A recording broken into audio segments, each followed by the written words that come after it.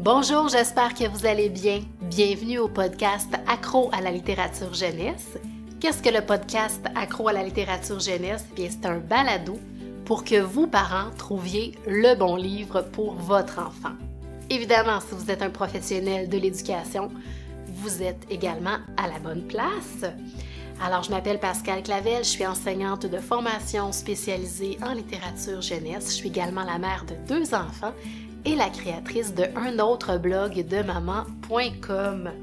Aujourd'hui, je vais vous présenter 4 albums musicaux. 4 albums musicaux qui sont franchement différents, qui parlent de sujets différents, de thèmes extrêmement diversifiés. C'est un épisode finalement qui va vous faire voyager aussi, parce que qui dit musique dit aussi voyage, souvent en tout cas.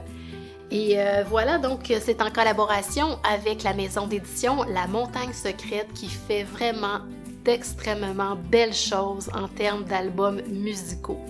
Je vous souhaite une bonne écoute.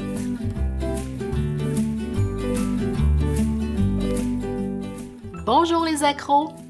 Alors oui, des albums musicaux.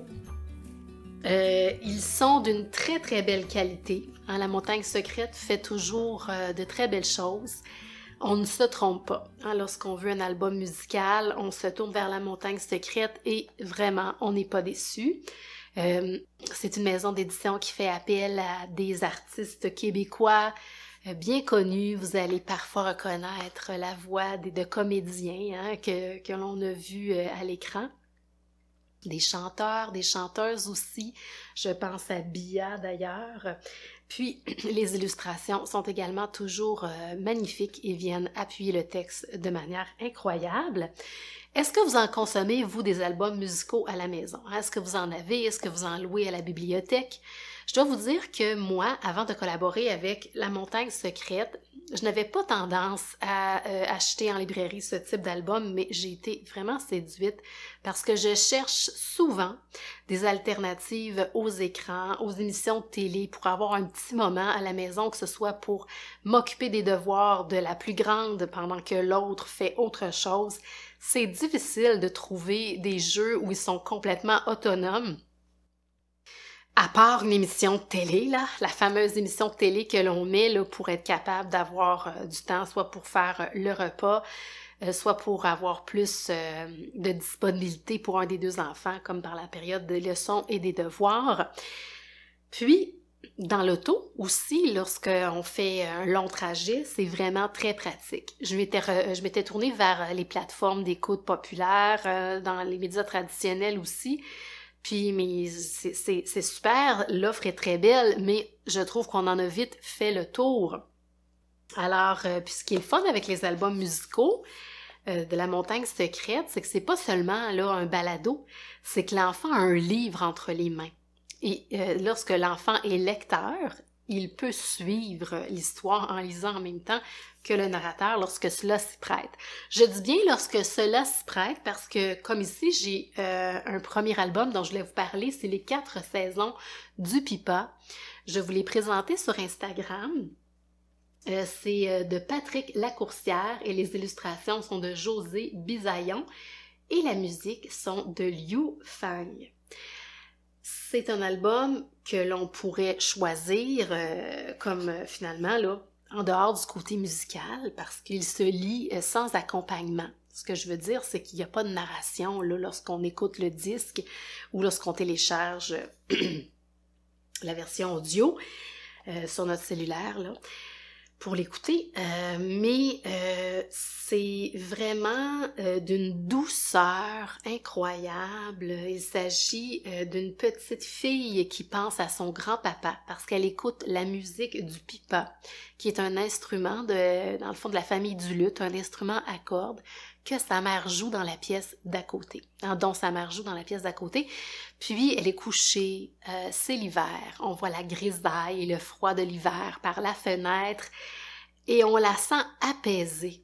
Elle est couchée dans son lit, sa mère joue dans la pièce d'à côté.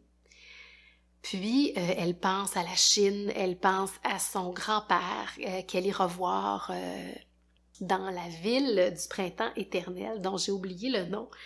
Donc, il y a toute une présence florale dans les pages, dans les illustrations, de la couleur. Alors, le printemps s'invite dans l'album, littéralement.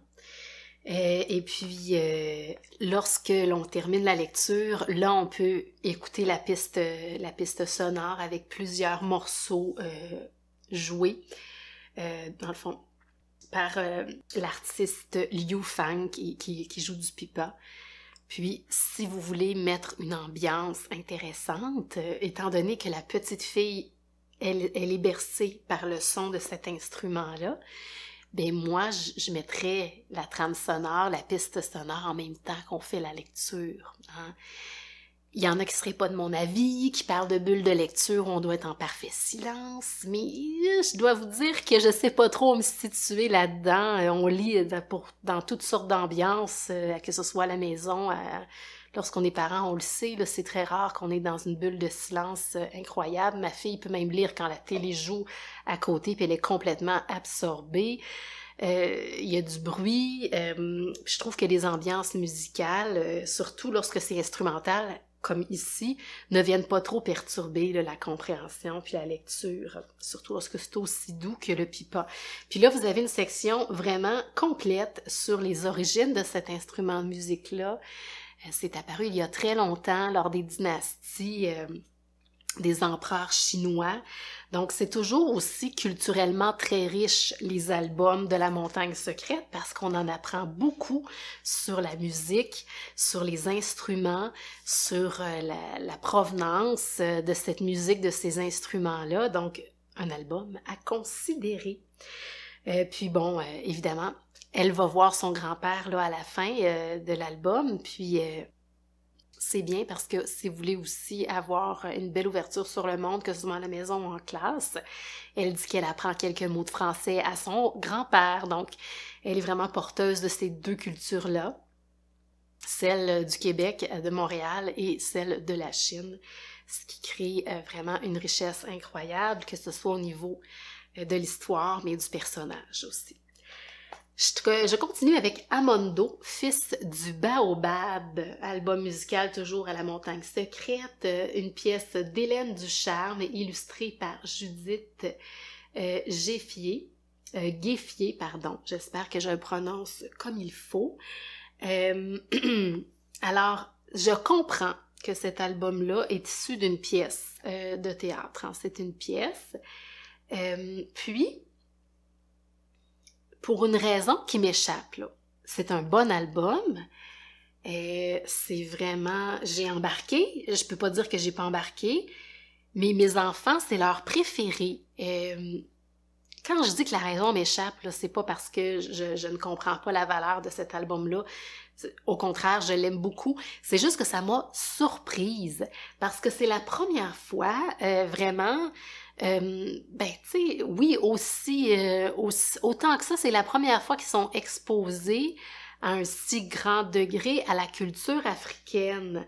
Et là, on est plus dans la culture là des contes classiques que le griot ou les griots vont propager, c'est comme les porteurs de la culture, hein, des récits historiques de l'Afrique. Les griots, c'est des personnages importants dans la communauté africaine. Donc, ils étaient zéro au courant de ça. Ils n'avaient pas ce bagage pour, je trouve, apprécier pleinement cette histoire-là. Mais c'est tellement captivant parce que le griot nous parle et au début, il va faire répéter d'autres griots. Il va même s'adresser directement aux enfants. Il va leur dire, est-ce que vous nous prêtez vos oreilles? Donc, c'est vraiment... Puis là, on va répondre, oui, on vous prête nos oreilles parce que c'est un conte conté à raconter. Donc, déjà, il y a une sonorité, il y a une musicalité au début. Lorsque le griot nous invite à écouter cette histoire-là, donc on est dans la tradition orale, vraiment, bien avant que... En fait, ça s'écoute sans le livre, si on veut. Mon fils, lui, l'écoute sans le livre. Ma fille a besoin de tourner les pages pour suivre, elle aime ça. Mais mon fils, là, juste la version audio, il est complètement là, absorbé et captivé, ça lui suffit amplement. Donc voilà, Amondo, fils du baobab, qu'est-ce que c'est cette histoire, ce conte traditionnel africain? Eh bien, c'est l'histoire d'amour entre le baobab, qui est un immense arbre, et la terre. Et ils ont des enfants. Ils vont avoir 5 enfants, 5 humains. Mais le soleil étant jaloux de leur union, et étant jaloux aussi du fait qu'ils aient eu des enfants, va vouloir s'emparer de leurs enfants et va leur demander de les lui donner. Alors évidemment, le baobab et la terre ne sont pas d'accord. Alors la colère du soleil est tellement grande qu'il va se mettre à briller vraiment fort. Donc il va causer une sécheresse épouvantable. Puis, à un certain moment de cette histoire-là où le baobab et la terre sont tristes parce que là, les conditions de vie sont tellement difficiles que les 5 enfants vont quitter le baobab et la terre. Donc, ils sont tristes de ça. Il va y avoir des larmes et tout. Donc, de cette tristesse va naître un autre enfant, qui est Amondo, mais qui ne connaît pas ses origines. Puis, par la suite, il va aller à la recherche de ses origines parce qu'il va entendre l'appel du baobab. Puis dans la tradition, finalement dans la culture africaine, on dit que les baobabs sont gardés par des génies un peu maléfiques, alors qu'il faut se méfier de ces arbres-là, mais Amondo est certain qu'il a entendu l'appel du baobab, alors il va aller à la recherche de sa naissance, de ses origines. C'est vraiment intéressant. C'est super agréable, puis comme je vous dis, c'est tellement comme interactif. L'enfant se sent tout de suite interpellé par le griot au début qui veut lui raconter une histoire. Puis comme dans tout bon conte classique, il y a un vilain, le soleil est méchant, donc jusqu'à un certain point, on le déteste tous ensemble, on est vraiment là dans l'émotion, donc ça prend toujours bien, hein, ce genre de conte traditionnel-là. J'ai ensuite avec moi Maestra Evarista et son orchestre, conte et illustration de Raquel Bonita, toujours à la montagne secrète. Celui-là, il est pour les plus jeunes, donc c'est vraiment tout court. Le texte est tout en rime, donc tout en rythme aussi.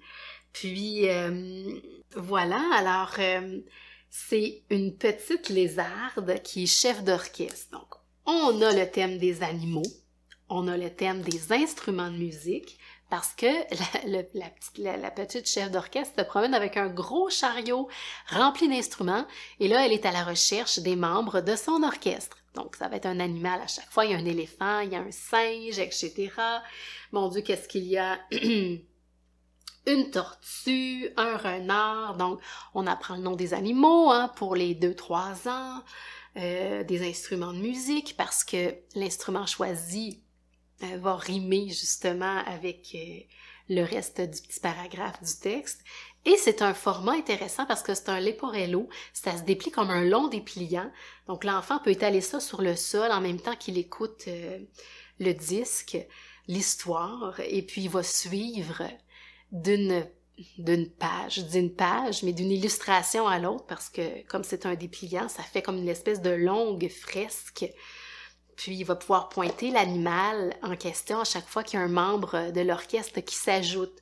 Donc j'ai trouvé le concept intéressant entre la matérialité du livre, qui est comme une espèce finalement de grande bande qui se déplie, et de l'orchestre qui se compose au fur et à mesure, et la petite lézarde qui se déplace également. Entraînant son chariot. Alors, il y a tout ça là, qui fait en sorte que l'expérience est intéressante. Hein? Elle est complète, comme on dit, au niveau des sens. Je termine avec Fais dodo dans le bayou de la Louisiane. Nous sommes les opossums musiciens. Le conte est de Bia, les chansons sont de Bia, de Eric West Millette et Olaf Gundel. Et les illustrations sont de Fanny Berthiaume. Il est intéressant, encore une fois, tout ce que je vous présente, c'est sûr, c'est parce que c'est des coups de cœur pour moi. Donc là, on est dans le thème de la musique cajun, que je ne connaissais pas du tout. J'ai vraiment appris que la musique cajun de la Louisiane tirait ses origines ou avait des influences vraiment multiples. Écoutez, ce sont des Acadiens qui sont arrivés en Louisiane lors du Grand Dérangement, lorsqu'il y a eu la grande déportation des Acadiens. Ils sont allés là parce qu'il y avait une communauté française.